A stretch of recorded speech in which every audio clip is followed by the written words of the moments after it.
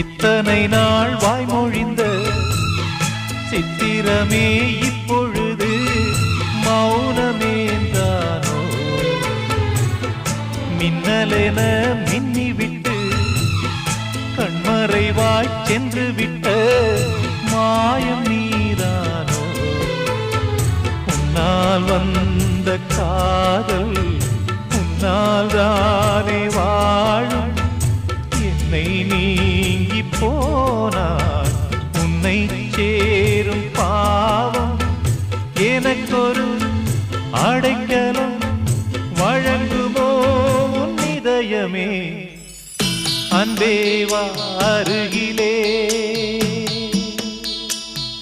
என் வாசல் வழியிலே உல்லாச மாளிகை